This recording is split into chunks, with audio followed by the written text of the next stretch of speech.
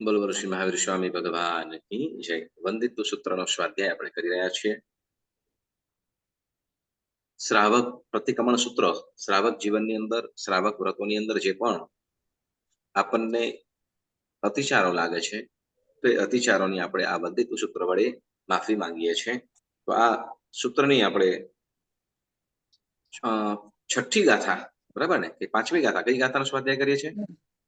છઠ્ઠી ના પાંચમી આગમણે નિગમણે આગમને નિગમને એ ગાથાનો આપણે પાંચમી ગાથા છે, બરાબર ને. તો 1 થી 5 સુધીની ગાથા પણ બોલી છીએ ને પછી આપણે એના અર્થની અંદર પણ જોડાઈએ, બરાબર. શુદ્ધિપૂર્વક બોલવાનો પ્રયત્ન કરવાનો, ગાથા શુદ્ધિપૂર્વક જ, શુદ્ધિપૂર્વક બોલવાનું હંમેશા. વંદિતો સર્વ સિદ્ધે ધમ્માયરિયે અસર્વ સાહુ ઈચ્છામિ પડિકમિયુમ સાવગ ધમ્માઈ આરસ જો મે વયા ઈ આરો નાને તહ દંસને ચરિતે સુહુમો અબાયરો વા તમ નિંદે તંચ ગરિહામી દુવિહે પરિગહમ્મી સાવજ્યે બહુવિહે આરંભે કારાવણે અકરણે પડિક્કમે દેશ્યમ સવમ.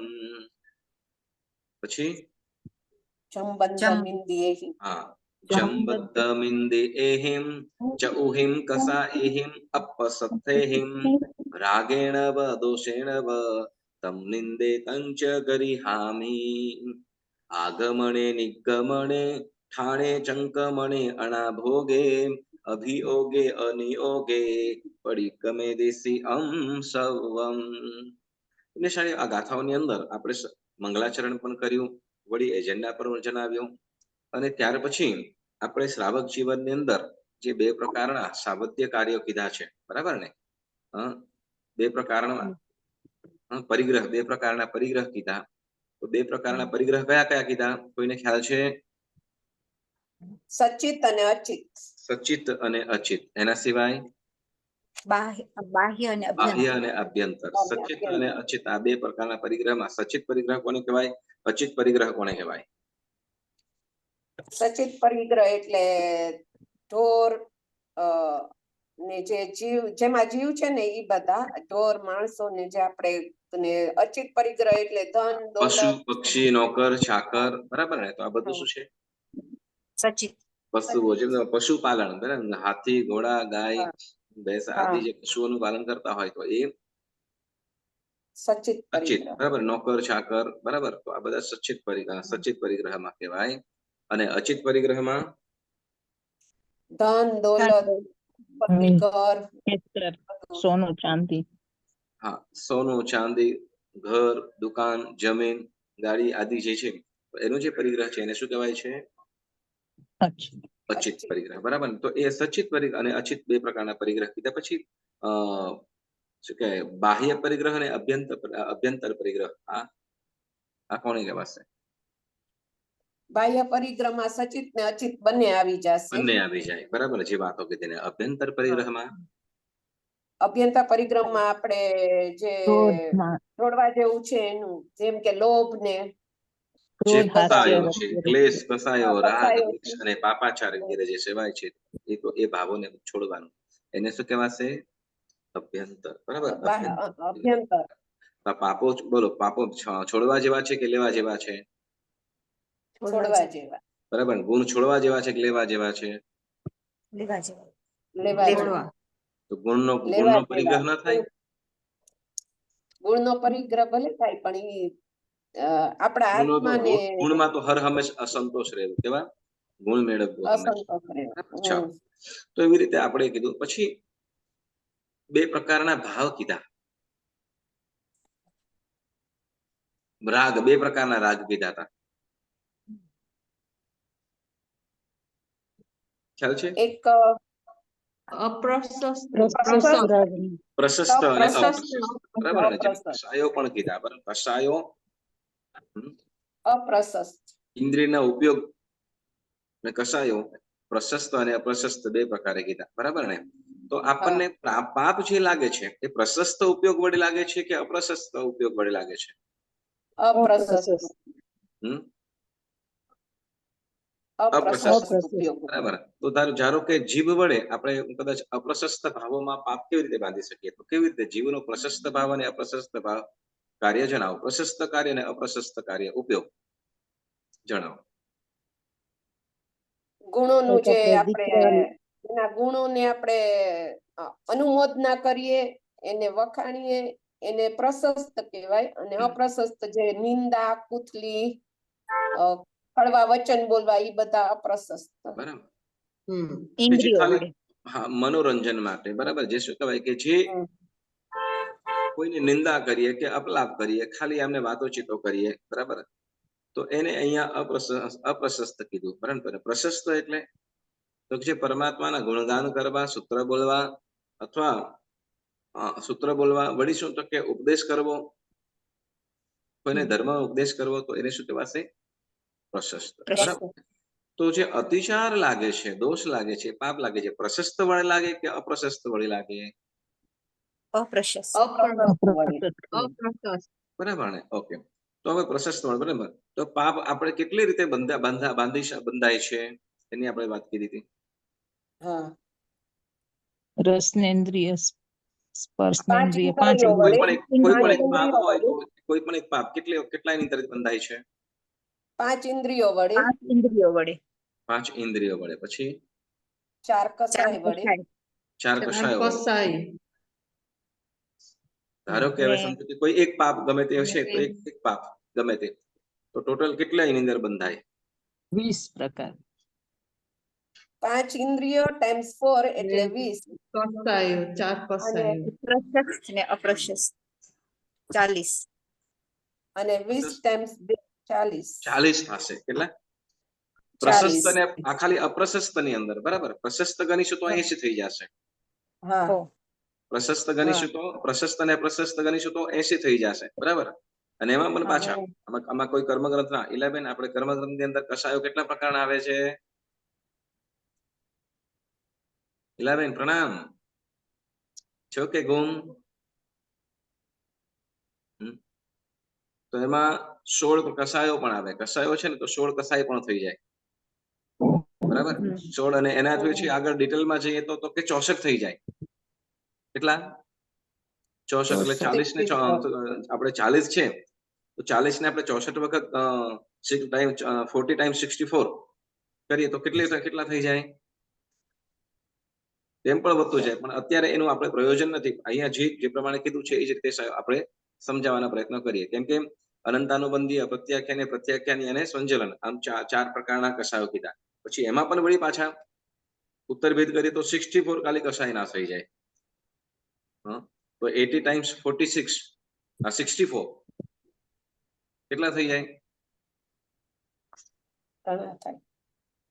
તો એટલી રીતે પાપનો અનુબંધ થઈ શકે છે. આત્મા એટલી રીતે પાપનો અનુબંધ કરી શકે છે. બહુ આપણને લાગે કે આપણે સાવ એકદમ આપણે નથી કરતા. ઘણી વખતે અવિરતીનું પાપ પણ ચાલુ હોય છે. બરાબર. એ વાતો આપણે પછી જઈએ. પણ આપણે પ્રશસ્ત ભાવથી કે અપ્રશસ્ત ભાવ વડે જે પણ પાપ લાગ્યું હોય તેનું આપણે શું કરીએ છીએ? તો આ પ્રતિક્રમણ કરીને આપણે માફી માંગીએ છીએ. એટલે કે પ્રતિક્રમણ, પાપની શુદ્ધિ, લાગેલા પાપને ધોઈ આત્મશુદ્ધિ માટે આપણે આ પ્રતિક્રમણ સૂત્ર, વંદિત્વ સૂત્ર બોલાય છે. બરાબર.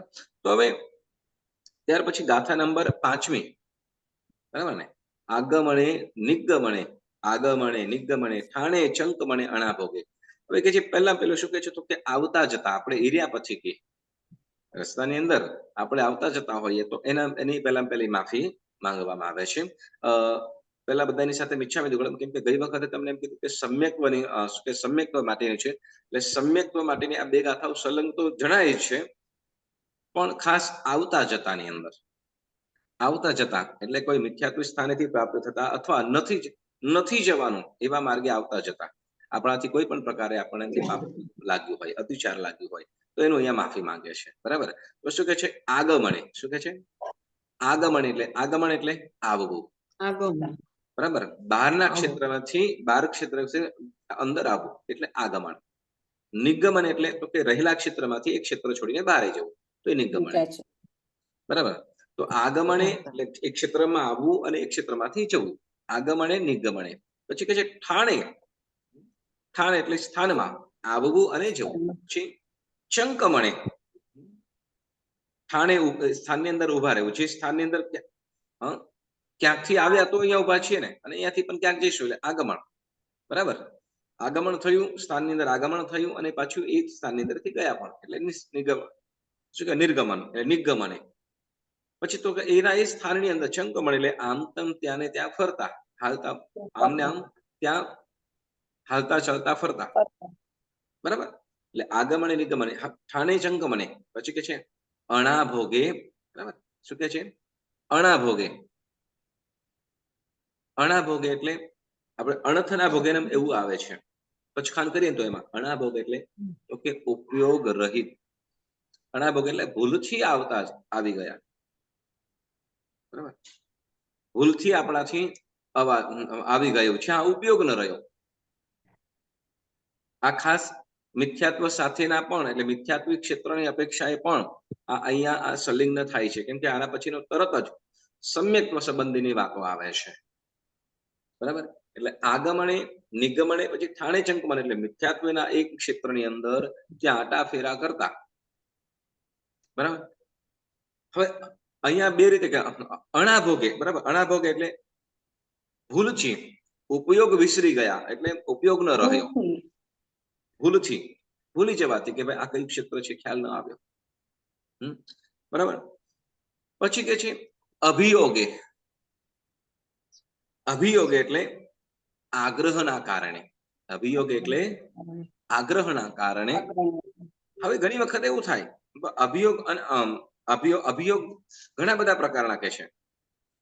અભિયોગ 5 રીતે તો 6 રીતે આપણને અહીંયા અભિયોગ જણાવે છે.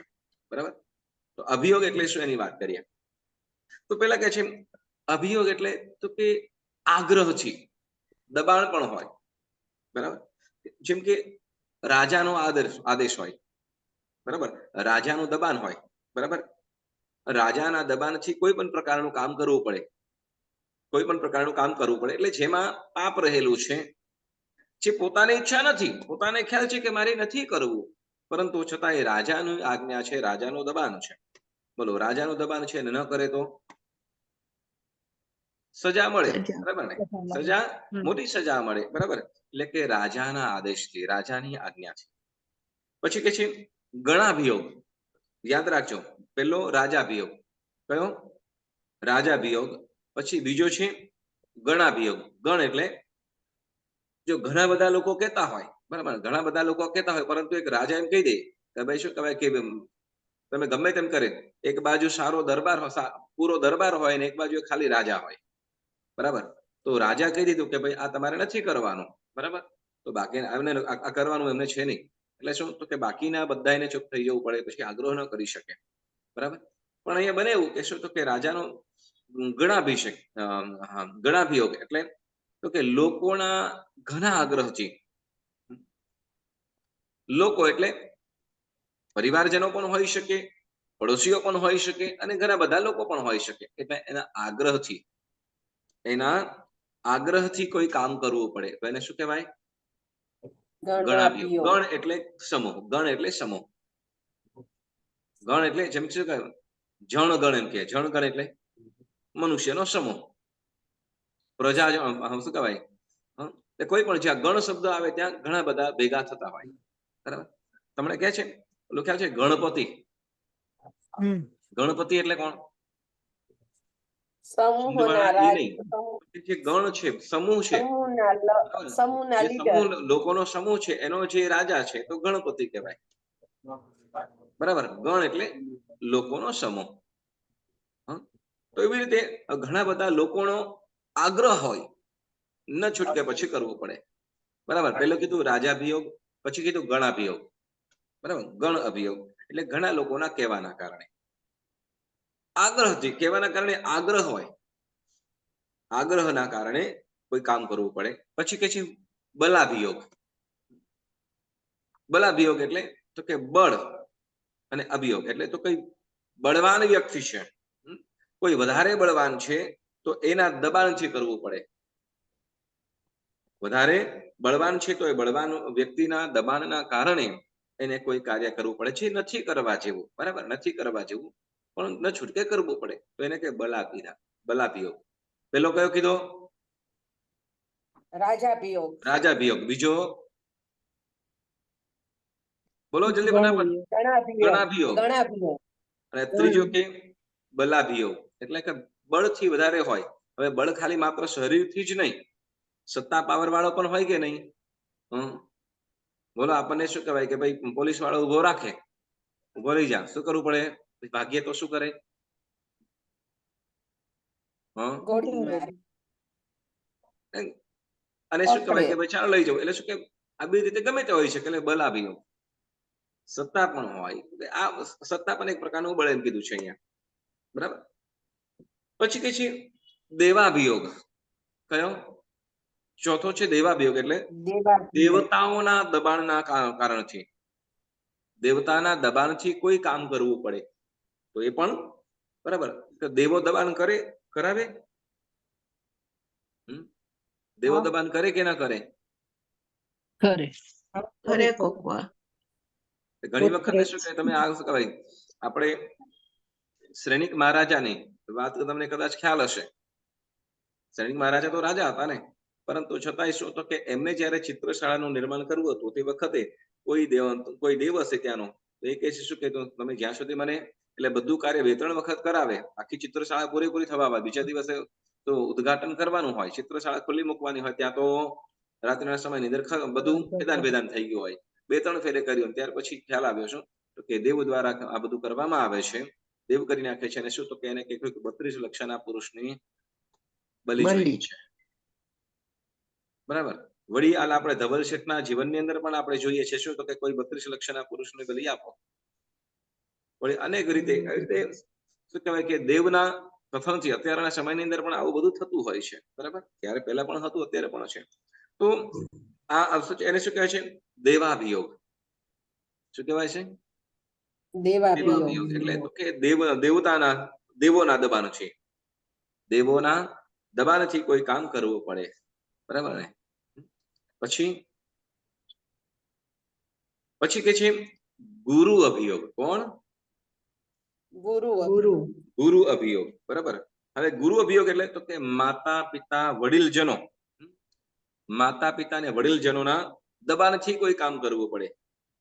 જો અહીંયા ગુરુ કયા કીધા તો કે માતા પિતા અને વડીલ એમ કીધું, બરાબર ને. તો અહીંયા આપણે સાધુ ભગવંત કેમ ના કીધું? તો કે સાધુ ભગવંત ક્યારે પણ શ્રાવકને તમે આ કાર્ય કરો એવું ક્યારે પણ કહે નહીં. ફરીથી, સાધુ સાધ્વીજી ભગવંતો, આપણા શ્રી નિર્દોષ નિરતિચારપણે પાલન કરતા સાધુ સાધ્વીજી ભગવંતો શ્રાવક શ્રાવિકાને ક્યારે પણ શું કે તમે આ કાર્ય કરો એવું ક્યારે પણ નહીં કે. એ હંમેશા શું તો કે વિદ્યાર્થ ભાષામાં વાત કરે. વિદ્યાર્થ ભાષા એટલે વિધિનો ખ્યાલ કરાવે, બરાબર. ભાષાઓ અલગ અલગ રીતે, વચન અલગ અલગ રીતે થતા હોય. પછી શું કહેવાય કે ભાઈ ઓર્ડર પણ હોય, રિક્વેસ્ટ પણ હોય, અને એટેન્શન પણ કરાવે, બરાબર કે નહીં? તો આ લેંગ્વેજ થાય. ઓર્ડર એટલે ના તારે આમ કરવાનો છે, બસ ઓર્ડર થઈ ગયો, બરાબર. રિક્વેસ્ટ આ કરી આપશો, બરાબર. ઓર્ડર પણ છે, રિક્વેસ્ટ પણ છે, અને ધ્યાન પણ દોરે છે. શું તો કે આમ આ લોકો જાય છે, તમારે જો નીકળવું હોય તો જઈ શકો, તો એ ધ્યાન દોર્યું, બરાબર ને. તો ધ્યાન દોરવું એ વિદ્યાર્થ ભાષા. તો કે સાધુ સાધ્વીજી ભગવંતો છે, આપણા સાધુ સાધ્વીજી ભગવંતો આ વિદ્યાર્થ ભાષાની અંદર જણાવે કે શું કહ્યું કે જો એ શ્રાવકો, એ શ્રાવિકાઓ, જો તમે સુખને ચાહતા હો, જો મોક્ષ સુખ તરફ જવું હોય તો કે સામાયિક આદિની આરાધના કરો, ધર્મના શરણે જાઓ. એવું કોણ? તો કે આ સાધુ સાધ્વીજી ભગવંતો જણાવે. એટલે આ ઓર્ડર ક્યારે પણ ન કરે. હા, પણ જો ગૃહસ્થ શ્રાવક શ્રાવિકા જો પોતાની ફરજ ચૂકતા હોય અને આશાત ના કરતા હોય તો એ કસાય વડે કરીને શું તો કે ત્યાં એ ગુસ્સો પણ કરે અને તે વખતે ખીજાય પણ ખરા. પણ પોતાના માટે તો શું કે શ્રાવકને અતિચારો લાગે કે શ્રાવકને પાપારામ કરવા પડે એવું કાર્ય ક્યારે પણ આદેશ ન કરે. હા, કદાચ જેમ કે સ્વામી વાત્સલ્ય હોય તો શું તો કે શ્રાધાર્મિકોની ભક્તિ સાધુ સાધ્વીજી ભગવાન સાધર્મિકોની ભક્તિ માટેની શું સાધર્મિક ભક્તિ કરી શકાય, એ શ્રાવકનું જીવન ઉત્તમ છે તો એ ત્યાં વિદ્યાર્થ રીતે જણાવે, પણ આદેશ ક્યારે પણ ન કરે. પરંતુ સાચો શ્રાવક આપણે શું શ્રાવક શ્રાવિકા અને સમજદાર વ્યક્તિ હંમેશા કે ને, સમજદાર વ્યક્તિઓ શું કરશે, પેલું આપણે તેજીને ટકોર એમ કહેવાય, તો સમજદાર શાણમાં સમજી જાય, એટલે બસ આમ શું કહેવાય ઈશારો કરીને સમજી જાય. તો શ્રાવક શ્રાવિકા પણ કેવા છે તો કે જે સહજ રીતે ઈશારો કરે, જેમ આપણે કોઈને કહીએ બરાબર, આપણા સંતાનને કહીએ કે અત્યારે તમે ભણશો તો તમે કઈ આગળ સારું કરી શકશો, તો તે વખતે શું તો કે ભણવા માટેનો તે વખતે આગ્રહ અને ત્યાં શું તો કે જણાવીએ છે કે અત્યારે ભણીશ તો કઈક આગળ વધીશ તું. તો એ પ્રમાણે સાધુ સાધ્વીજી ભગવાન તો વિદ્યાર્થ એટલે વિધિ જણાવે છે, બરાબર. વિદ્યાર્થ એટલે અહીંયા જે કીધું માતા પિતા અને વડીલો આદિના આગ્રહથી, કેમ કે એ રાગ અને સ્નેહના કારણે શું કરે તો કે કદાચ પાપારંભ પણ કરાવી દે, કેમ કે ત્યાં આપણા માતા પિતા અને વડીલો દરેકનો આપણો સ્વાર્થ રહેલો છે, દરેકનો આપણો સ્વાર્થ ત્યાં રહેલો જ છે. એટલે કોઈ પણ કાર્ય પણ કહીએ એટલે ન કરવાનું છતાં પણ આગ્રહ હોય, જો સાંભળજો, ન કરવાનું હોય, પોતાની ઈચ્છા નથી પરંતુ છતાંય વડીલો માતા પિતા આદિના આગ્રહથી કરે તો એને શું કહેવાશે, શું કહેવાશે તો કે ગુરુ ગુરુ અભિયોગ. શું કહેવાશે? ગુરુ. એટલે ગુરુ એટલે અહીંયા મોટા વડીલ એમ સમજવાનું, બરાબર. ગુરુ એટલે મોટા વડીલ, માતા પિતા આદિ જે આપણાથી મોટા છે, વડીલ છે, જેના ઉપકાર નીચે આપણે છીએ, બરાબર. તો એવોના આગ્રહથી આપણે કરવું પડે, તો એને શું કહેવાય? ગુરુ અભિયોગ. 5 અભિયોગ કીધા. પહેલો કયો કીધો? રાજ અભિયોગ. બીજો અભિયોગ ગુણ નહીં, ગણ નહીં, ગણ અભિયોગ. ત્રીજો બળ અભિયોગ. ચોથો દેવતા અભિયોગ. પાંચમો ગુરુ અભિયોગ. અને પછી કે છે છઠ્ઠો અભિયોગ. સાંભળો, છઠ્ઠો અભિયોગ કે છે વૃત્તિકાંતર અભિયોગ. હવે આ નામ થોડુંક અટપટું છે કે વૃત્તિકાંતાર અભિયોગ. હવે શું વૃત્તિકાંતાર અભિયોગ, કાંતાર અભિયોગ, વૃત્તિ. હવે શું છે વૃત્તિ એટલે શું? કાર્ય. વૃત્તિ એટલે કાર્ય કે પોતાના માટે છે, પોતાના માટે જ કરવું પડતું હોય. હવે બને એવું કે આપણે જવું નથી, મિથ્યાત્વ ક્ષેત્ર આદિની અંદર આપણે જવાની ઈચ્છા નથી, અથવા પાપ કરવો પડે જ્યાં પાપ છે એવા ક્ષેત્રની અંદર જવાની ઈચ્છા નથી, પણ એવાની અંદર પણ મજબૂરી થઈ પડે, બરાબર ને? જેમ કે દુકાળ જેવા પ્રસંગ બને, દુષ્કાળ જેવા પ્રસંગ બને, બરાબર. અથવા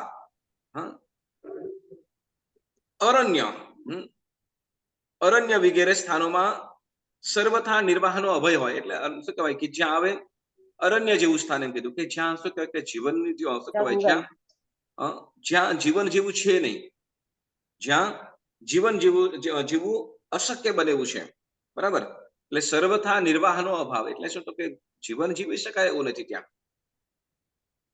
અરણ્ય એટલે તો કે જ્યાં હવે જીવન જીવવું મુશ્કેલી પડે છે, અભાવ, સર્વથા અભાવ એટલે હવે કઈ રહ્યું નથી, તો એવા ક્ષેત્રની અંદરથી દૂર થઈને એ બીજા અન્ય ક્ષેત્રની અંદર જાય, એટલે કદાચ એવા ક્ષેત્રથી પછી એને જવું પડે, ન છૂટકે સહારો લેવો પડે. ચાલો તમને એક વાત કરું કે કદાચ આપણા ઘરની આજુબાજુની વગેરેની અંદર પણ કદાચ તોફાન જેવું માહોલ થઈ જાય, બરાબર ને? તો તે વખતે હવે કદાચ ઘર એકાદ બે ઘરોની અંદર કદાચ એ કરી લે તો કોઈ ઘણી વખતે સંસ્થાઓની અંદર પણ આપણે અહીંયા દેરાસરની અંદર પણ એમ કે છે કે પહેલા અમુક સમય જ્યારે આવ્યા તો તે વખતે શું તો કે આપણે આઈમ્બલ શાળા નીચે જે બંડકીઓ છે એની અંદર પણ લોકો ત્યાં રહ્યા છે. આવું છે કે નહીં? આજુબાજુના લોકો આવીને રહ્યા છે, આવું એવું સાંભળ્યું છે. કોઈ વખતે માઠું સંજોગ થઈ જાય તો તે વખતે આશરો લેવો પડે, સહારો લેવો પડે, બરાબર ને? તો એને શું કહેવાય?